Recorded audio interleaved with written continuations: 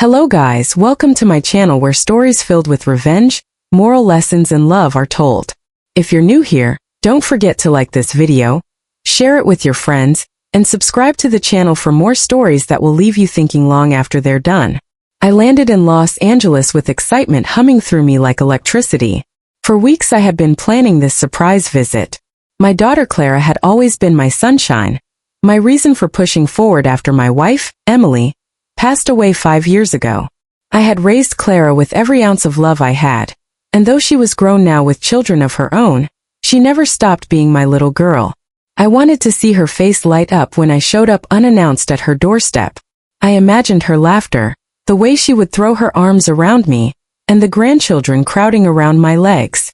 But the moment I pulled into her neighborhood, unease began to stir in me.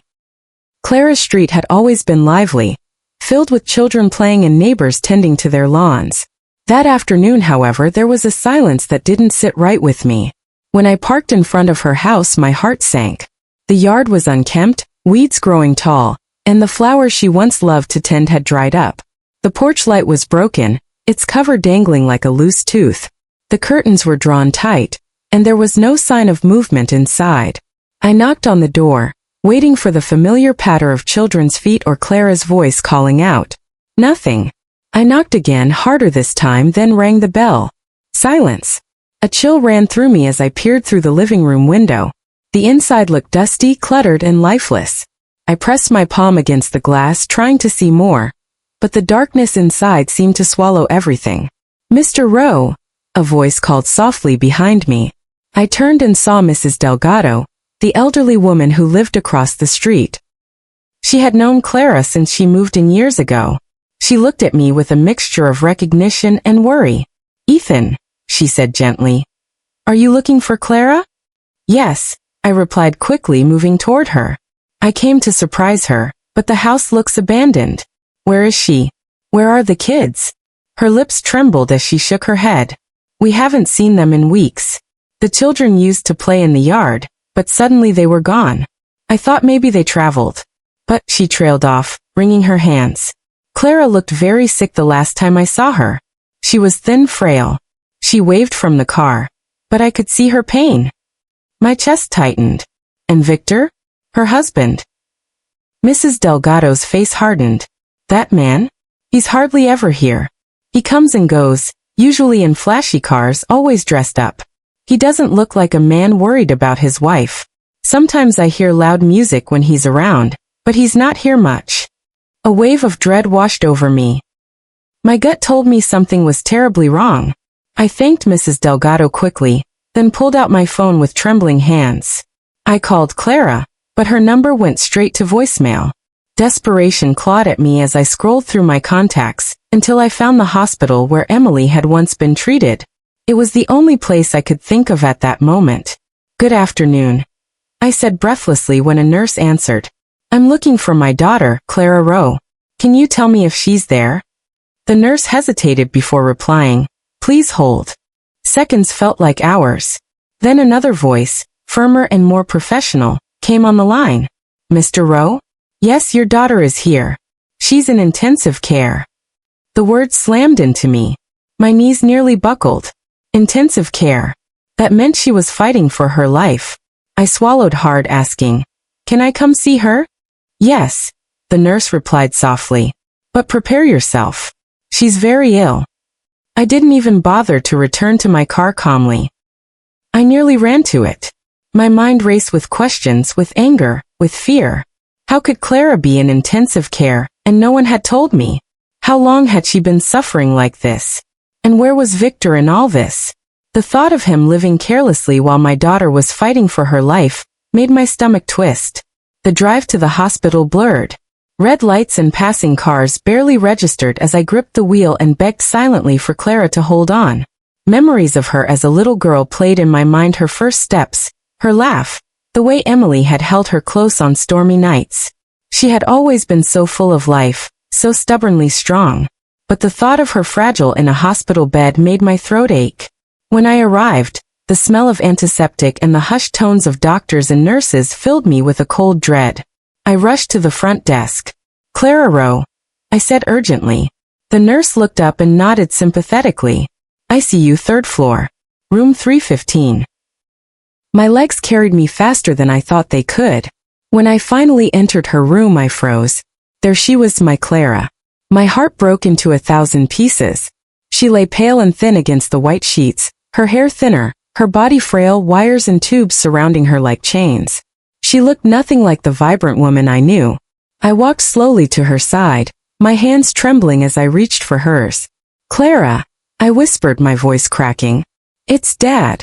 I'm here. Her eyelids fluttered, and for a moment, her tired eyes opened. Recognition sparked, followed by tears. She squeezed my hand weakly, and though her voice was faint, she whispered, Dad, you came. Yes, I said, choking back tears. I should have been here sooner. I didn't know, Clara. Why didn't you tell me? She looked away, tears sliding down her cheeks. I didn't want to burden you, not after Mom. I couldn't watch you break again. Her words cut me deeply. She had carried this pain alone to protect me. I wanted to scream, to rage, but all I could do was hold her hand tighter.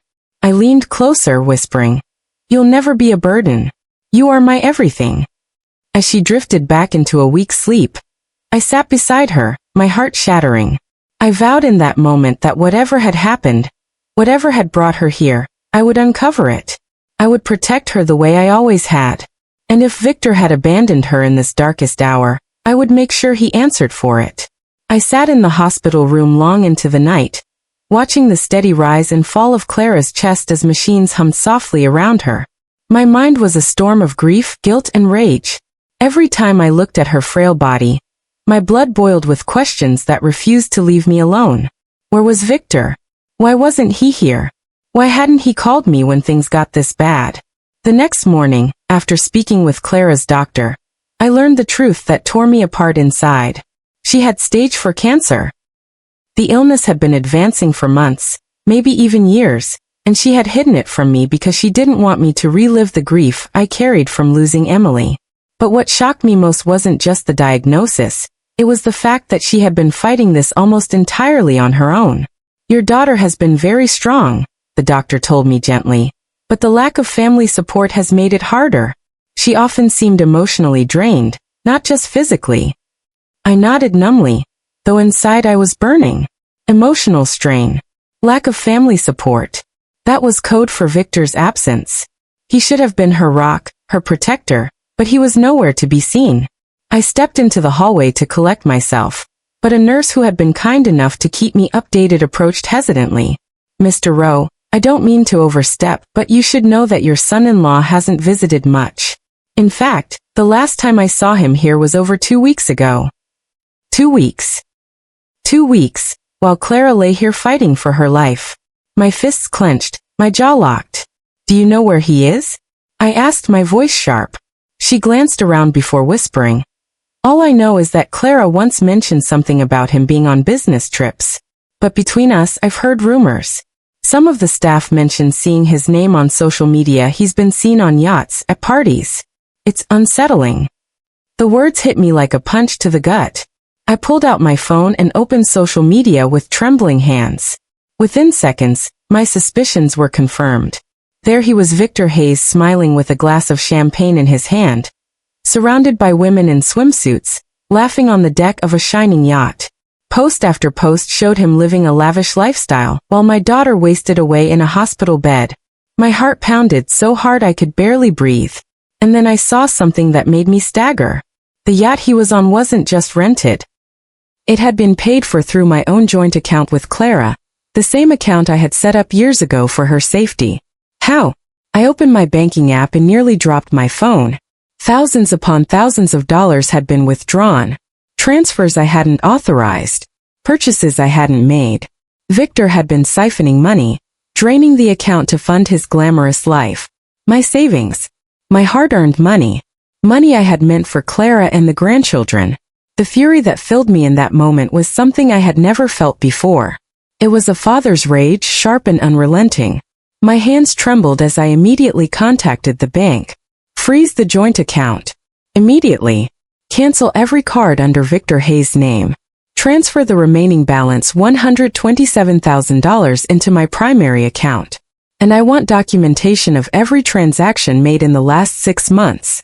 The banker confirmed, and relief mixed with fury. I had just cut off his supply. The yacht, the parties, the fake business meetings, everything was about to come crashing down.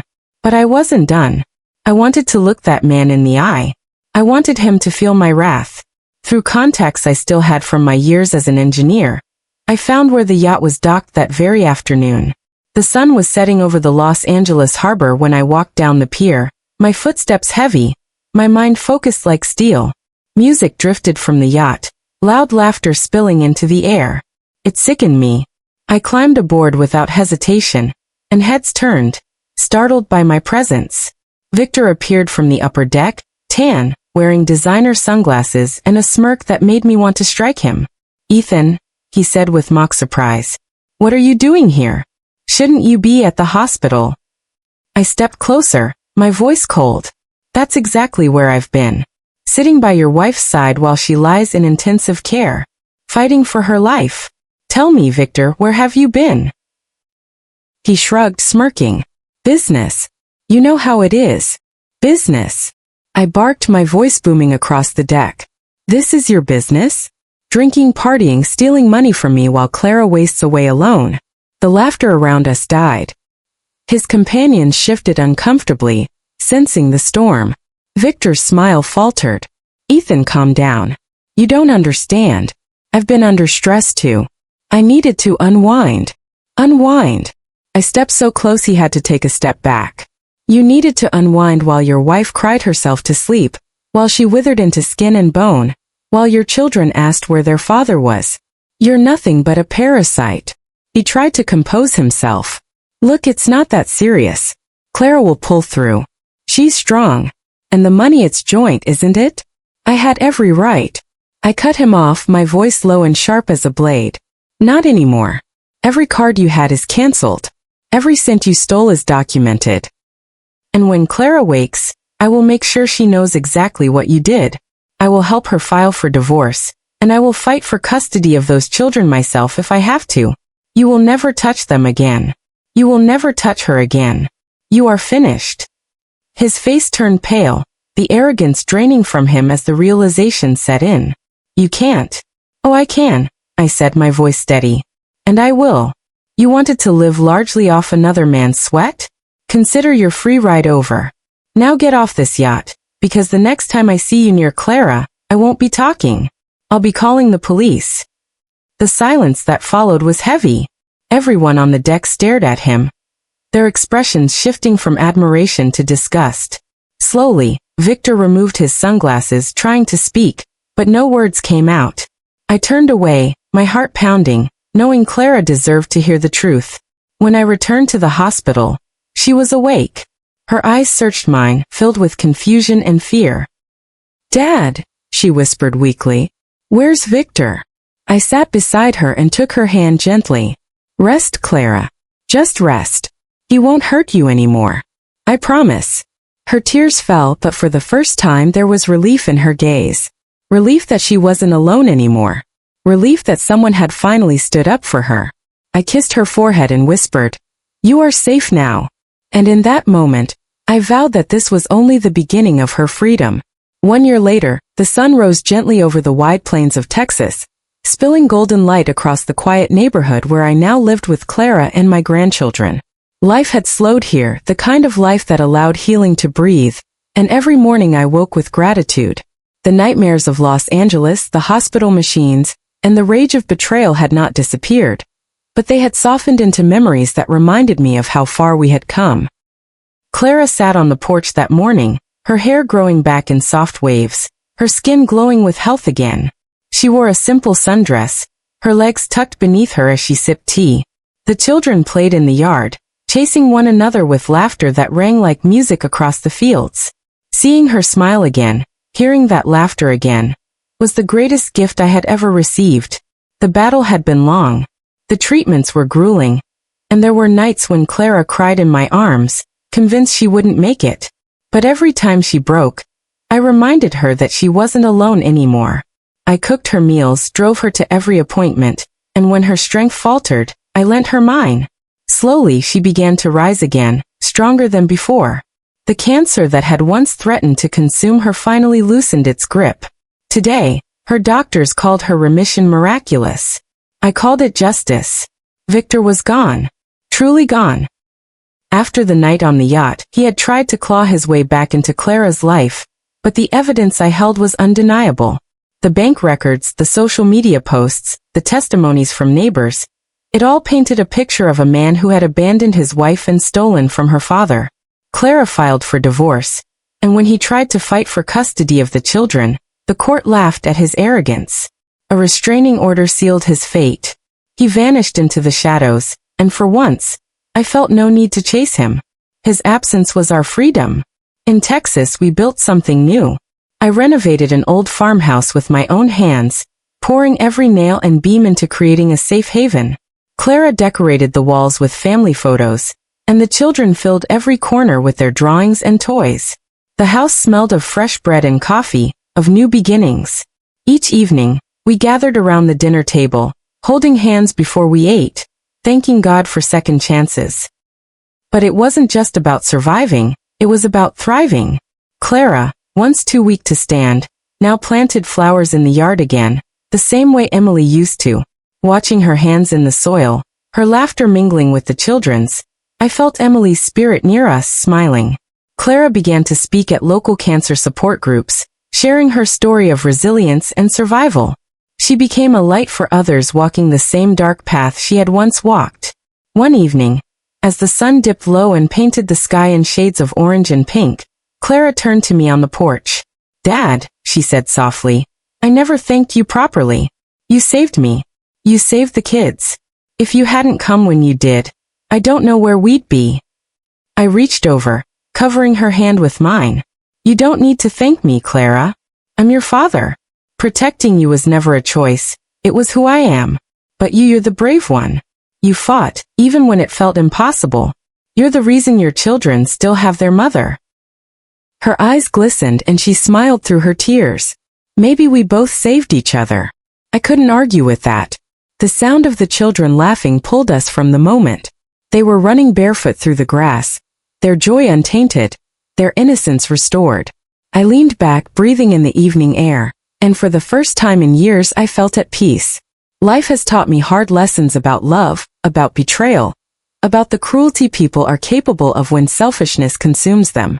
But it has also taught me about resilience, about the power of family, and about the unbreakable bond between a parent and child.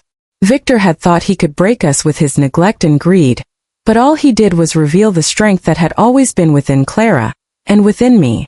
He lost everything because he never valued what mattered most. And we gained everything because we held on to each other. Now, as I sit here watching my daughter thrive and my grandchildren grow, I know that revenge isn't always loud or violent. Sometimes, the sweetest revenge is living well, healing, and letting the betrayer fade into irrelevance. That is what we have done. That is what we will continue to do. The farmhouse behind us glows with warm light, the children's laughter carries into the twilight, and Clara's head rests against my shoulder as we sit in silence. This, I realize, is the reward of endurance. This is the triumph of love over betrayal. This is the life I always wanted for her. Moral lesson. Life has a way of testing the depths of our love and patience. Betrayal can break us if we let it, but it can also forge us into something unshakable. Clara's story taught me that even when illness and abandonment threaten to destroy us, the steady hand of family can guide us through the storm. No betrayal, no neglect, and no selfish act can outlast the resilience of love. So to everyone listening, remember this. Protect those you love fiercely, speak up against those who harm them, and never underestimate the quiet strength of family bonds. Healing is possible. Triumph is possible. Thank you for staying with me through this journey. If this story touched you, please don't forget to like this video, share it with your friends, and subscribe to the channel for more stories filled with revenge, lessons, and love. And I'd love to hear from you. Drop a comment about what you learned, and how this story spoke to your heart. Because in the end, stories like these remind us that love is always stronger than betrayal, and family is the greatest revenge of all.